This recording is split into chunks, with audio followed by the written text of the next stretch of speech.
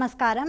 ఆధ్యాత్మిక వార్తావాహిని భక్తి విశేషాలకు స్వాగతం. తిరుమలలో భక్తుల రద్దీ మళ్లీ పెరిగింది. 1-2 రోజులు సాధారణ స్థాయిలో ఉన్నప్పటికీ బుధ గురువారాల్లో వైకుంఠం క్యూ కాంప్లెక్స్కు భక్తులు పోటెత్తారు. మొత్తం 31 కంపార్ట్మెంట్లు భక్తులతో నిండిపోయాయి. బుధవారం స్వామివారిని 84,220 మంది భక్తులు దర్శించుకున్నారు. అయినప్పటికీ క్యూ లైన్లలో రద్దీ తగ్గలేదు. గురువారం శ్రీవారికి ప్రత్యేకంగా ఉండే కైంకర్యాల నేపథ్యంలో దర్శన సమయం తగ్గుతుంది. దీంతో గురువారం ప్రారంభమైన క్యూ లైన్ల కిటకిట మళ్లీ ఆదివారం రాత్రి వరకు కొనసాగే అవకాశం ఉంది. టోకెన్లు లేని భక్తులకు శ్రీవారి సర్వదర్శనానికి 15 గంటల సమయం పడుతుందని తిరుమల తిరుపతి దేవస్థానం అధికారులు ప్రకటించారు. ప్రత్యేక ప్రవేశ దర్శనానికి 4 గంటలు, సర్వదర్శనం టోకెన్ పొందిన భక్తులకు 6 గంటల సమయం పడుతుందని తెలిపారు.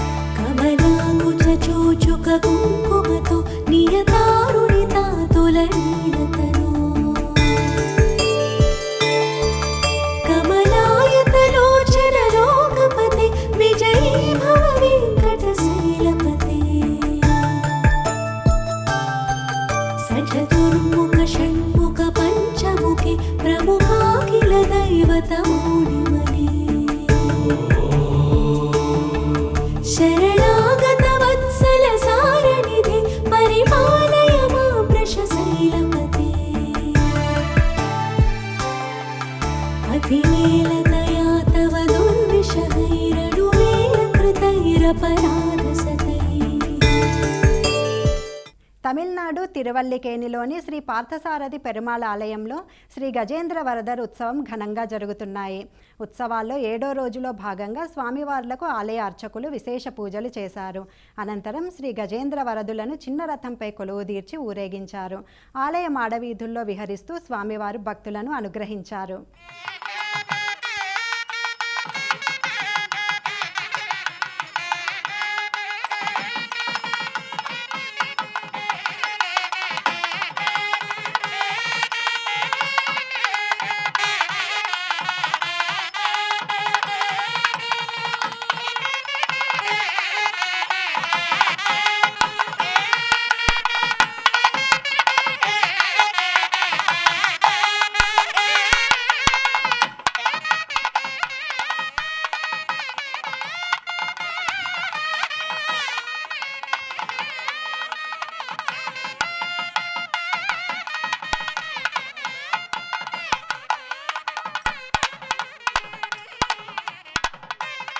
కంచిలోని శ్రీ దేవరాజస్వామి ఆలయంలో వైకాసి బ్రహ్మోత్సవాలు ధ్వజారోహణంతో ప్రారంభమయ్యాయి. ఉత్సవాలలో భాగంగా స్వామివారిని బంగారు చప్పరంపై ఊరేగింపుగా ఆలయానికి తీసుకొని వచ్చారు. అర్చకులు విశ్వక్సేన ఆరాధన, వాస్తుహోమం, గరుడ ప్రతిష్ఠ, రక్షాబంధనం తదితర వైదిక కార్యక్రమాలను నిర్వహించారు. మంగళ వాయిద్యాలు, భక్తుల గోవిందనామస్మరణల నడుమ ధ్వజారోహణ మహోత్సవంతో వైభవంగా జరిగింది. గరుడ చిత్రంతో అలంకరించిన ధ్వజపటాన్ని ధ్వజస్తంభంపై ప్రతిష్ఠించి బ్రహ్మోత్సవాలకు సకల దేవతలను ఆహ్వానించారు. ముక్కంటి క్షేత్రంలోని శ్రీకాళహస్తీశ్వరుడి సన్నిధిలో గురు దక్షిణామూర్తికి విశేష పూజలు, అభిషేకాలు జరిగాయి. ప్రతి గురువారం దక్షిణామూర్తికి ప్రత్యేకంగా అభిషేక సేవ చేయడం ఆనవాయితీ. ఇందులో భాగంగా సుగంధ ద్రవ్యాలతో స్వామివారిని అభిషేకించారు. ఈ కార్యక్రమంలో భక్తులు పాల్గొని స్వామివారిని దర్శించుకున్నారు.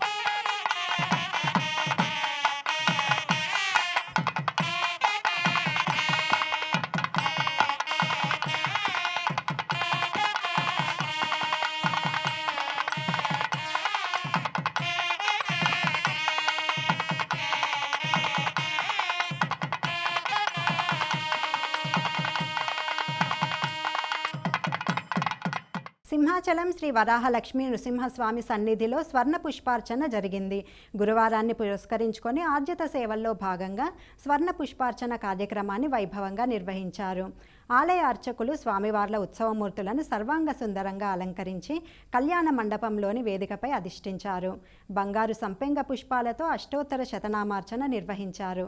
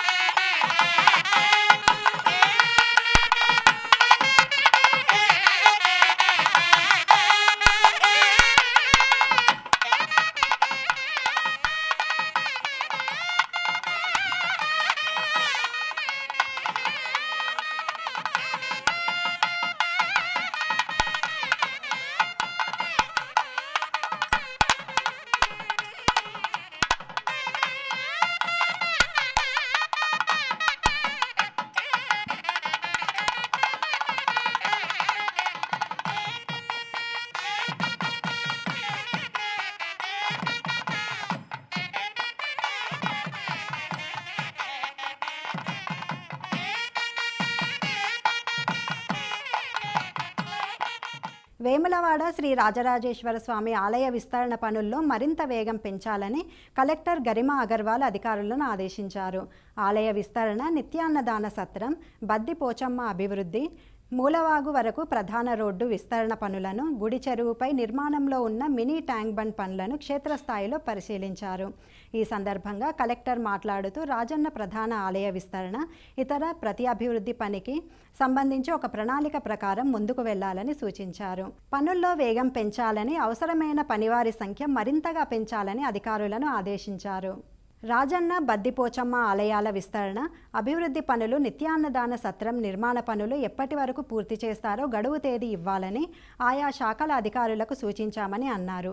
గుడి చెరువు అభివృద్ధి పనులను 6 నెలల క్రితం క్షేత్రస్థాయిలో పరిశీలించామని, ప్రణాళిక ప్రకారం చేపట్టిన అభివృద్ధి పనులతో పాటు ఆధ్యాత్మికత భావం ఉట్టిపడేలా, భక్తిభావం పెంపొందించేలా మహాశివుడి విగ్రహంతో పాటు సప్తవత్రికల విగ్రహాలు, గుడి చెరువు అభివృద్ధి పనులను 6 నెలల క్రితం క్షేత్రస్థాయిలో పరిశీలించామని, ప్రణాళిక ప్రకారం చేపట్టిన అభివృద్ధి పనులతో పాటు ఆధ్యాత్మికత భావం ఉట్టిపడేలా, భక్తిభావం పెంపొందించేలా మహాశివుడి విగ్రహంతో పాటు సప్తమాతృకల విగ్రహాలు, అలాగే గుడి చెరువులో బోటింగ్ సదుపాయం ఏర్పాటు చేసేలా చర్యలు చేపట్టాలని సంబంధిత అధికారులకు తెలిపారు.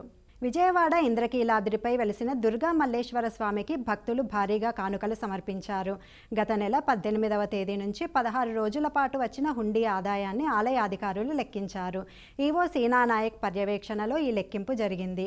కేవలం ఈ 16 రోజుల్లోనే అమ్మవారికి 3,41,39,565 నగదు రూపంలో ఆదాయం వచ్చింది.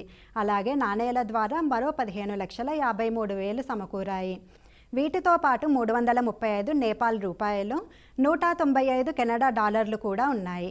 ఇంకా రష్యా, సింగపూర్, ఇంగ్లాండ్, సౌత్ ఆఫ్రికాతో కలుపుకొని మొత్తం 15 దేశాల కరెన్సీని విదేశీ భక్తులు హుండీలో వేశారు. ఈ మేరకు ఆలయ అధికారులు వివరాలను వెల్లడించారు. ఒడిశాలోని పూరి జగన్నాథుని రథయాత్ర కోసం రథాల నిర్మాణం తుది దశకు చేరుకుంది. ప్రతి సంవత్సరం సంప్రదాయ పద్ధతిలో కొత్తగా నిర్మించే ఈ పవిత్ర రథాలు భక్తులను ఆకర్షించడానికి సర్వం సిద్ధమవుతున్నాయి. పూరిలో జగన్నాథ రథయాత్రకు రంగం సిద్ధమవుతోంది. రథాల తయారీ ఊపందుకుంది. చక్రాలు సిద్ధమై ఇరుసులు, ముందు భాగాల తయారీ జరుగుతోంది. శ్రీ జగన్నాథ స్వామివారి రథమైన నందిఘోష 16 చక్రాలతో 45 అడుగుల ఎత్తులో సిద్ధమవుతోంది. బలభద్రుని రథం తాళధ్వజ 14 చక్రాలతోనూ, సుభద్రాదేవి రథం దర్పదల 12 చక్రాలతోనూ సిద్ధమవుతోంది. ఈ రథాల నిర్మాణంలో ఎలాంటి ఇనుమును ఉపయోగించడం లేదు.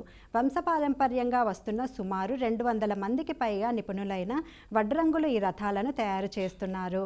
ఈ రథాలపై ఆకర్షణీయమైన పార్శ్వదేవతలు, చండీ, చాముండి, సప్త ఋషులు, శక్తుల విగ్రహాలను అమరిక, అలంకరణలో చిత్రకార్ రూపకార్, దర్జీ సేవాయతులు తలమునకలై ఉన్నారు. పూరిలో ఏటా ఆషాఢ శుద్ధ తదియ రోజున జరిగే రథయాత్రకు దేశ విదేశాల నుంచి లక్షలాదిగా భక్తులు తరలివస్తారు. విశ్వం మొత్తానికి ప్రభువైన జగన్నాథుడు తన సోదరుడు బలరాముడు తన సోదరి సుభద్రతో కలిసి పినతల్లి ఇంటికి బయలుదేరి వెళ్ళి 9 రోజుల పాటు ఆమె చెంత ఉంటారు. ప్రధాన ఆలయం నుంచి 2 కిలోమీటర్లు దూరంలో ఉండే గుండీచా ఆలయానికి చేరుకుంటారు.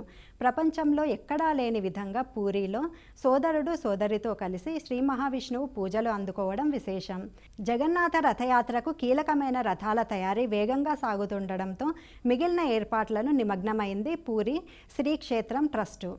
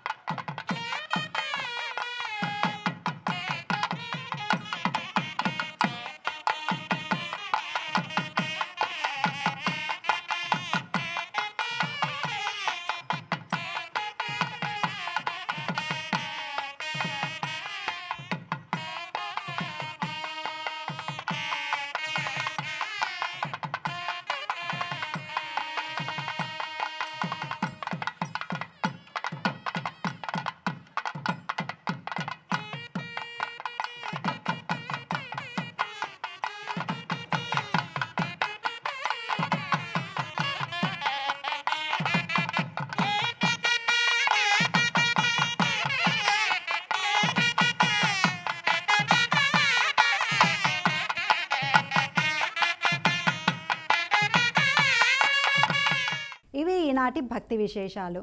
తదుపరి ఆధ్యాత్మిక వార్తావాహిని భక్తి విశేషాలు మళ్ళీ కలుద్దాం. అంతవరకు సెలవు. నమస్కారం.